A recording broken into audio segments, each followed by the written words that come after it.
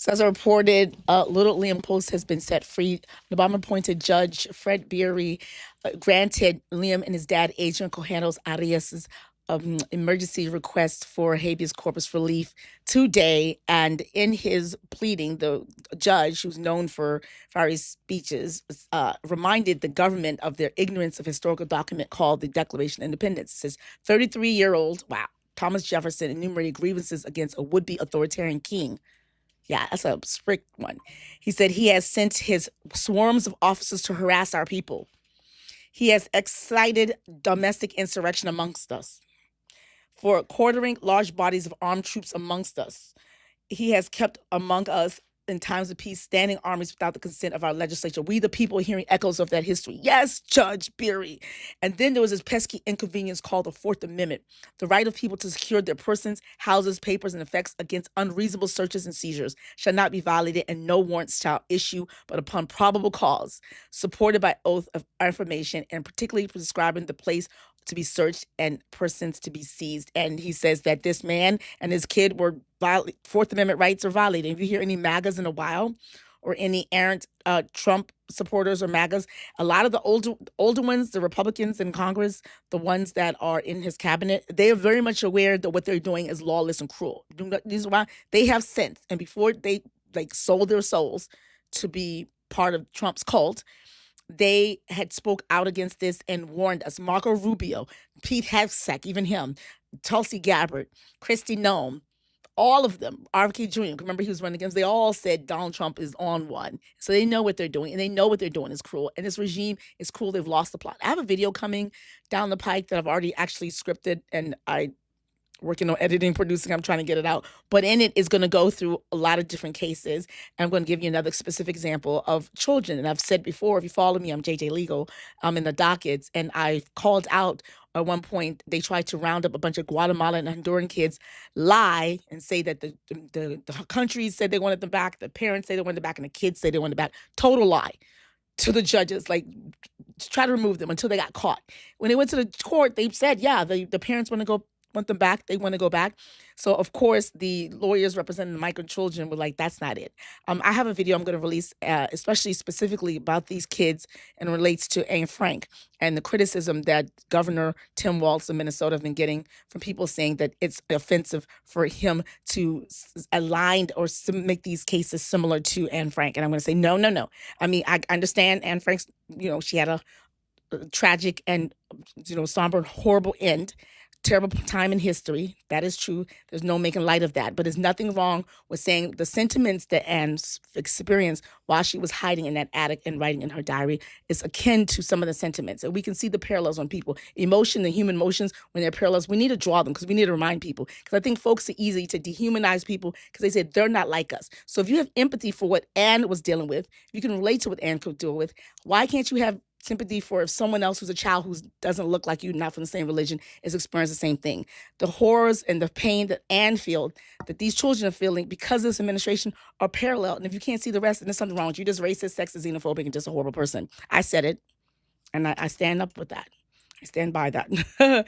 Anyway, so that was really, really good. And they were, essentially, just they were ordered directly released. And some people have said, why Tuesday? And I think it's just administratively wise. Today is Saturday. And so if anyone's been in some sort of detention situation, it's hard. It says as soon as practicable event, no later than February 3rd, which means that they can be released earlier. And they said that if they try to do anything else, they got to notify the petitioner's counsel of the exact location and time at least 2 hours before, because we've seen cases where this administration just dump people wherever they're not supposed to be. The judge also says that any attempt to transfer them to any other detention is strictly prohibited. The judge also said they have a status report. And this is where I need to let you all know, because a lot of people say that the administration does not follow orders, which is true. They do ignore orders, do obfuscate. In another video coming down the pike, I'm going to talk about the extent to which the chief judge of the Minnesota, the Judicial Court in Minnesota, has said that he's frustrated that this administration has ignored over 100 court orders. So that's lawlessness. That is blatant disregard. And they've been doing it for a full year with straight face. So to the extent they say we're trying to clean up, you can in one breath be saying that you're trying to uh, stop the criminals when you're doing criminal activities. This administration, every single thing that this administration has done from top to bottom have been criminal. They're violating criminal statutes. Every single time they violate people's First Amendment, Fourth Amendment, Fifth Amendment rights, blatantly, repeatedly, openly, they're violating criminal statutes. If you follow me, I've already done videos on this account on on social media, just outlining, going through the actual criminal laws that they've been breaking. Every single time they violate people's rights, they're breaking criminal laws. And I know a lot of times you might bump into MAGAs and they try to say and differentiate and say that and there's just a lawyer that I just cannot stand who said this a while ago that immigrants aren't entitled to the same due process rights, which is absolutely bullshit. Due process means you have the right to respond to any accusations from you from the government saying that you need to be deprived of your life, liberty, or property. So your property interest or your liberty, meaning being detained, if you have the property interest in staying in this country, or your life, if you're looking at in terms of capital punishment sort of things, if they're going to take away something from you, you have habeas corpus. Now, there's different ways, there are different steps or processes that you get depending on if you're a U.S. citizen and a resident, or if you are a non-resident or non-citizen who is trying to come into this country, or if you are already here. So there are different types of due process, but you're all entitled to due process. So habeas corpus is the minimum form of process where you, in all of the process, irrespective if it's the type that United States citizens get or the types that undocumented people who came into the border, you're entitled to some process before they actually make their ultimate decision as to what happened to you. And so without that process, we're a lawless nation. And the judge actually in his order says that if we're slipping into becoming something that was not meant to be. Specifically, let me say specific. In the order, the opinion of the court, at the top of it, he says, before the court is the petition of asylum seeker Adrian Goyeno Arias and his 5-year-old son. They seek nothing more than some modicum of due process and the rule of law. The government has responded. The case is as ill-conceived and incompetently implemented government pursuit of daily deportation quotas, apparently even if it requires traumatizing children. The court and others regularly send undocumented people to prison and order them deported to do so by proper legal measures. Like they're telling them to self-deport because they just have this ridiculous ethnic cleansing attempt by Stephen Miller, who every single time I get on camera, I'm going to remind you all of his roots. That man's great-great-grand-uncle came from Belarus, and he and his people were on the verge of being extinct by the forces from Germany at that time.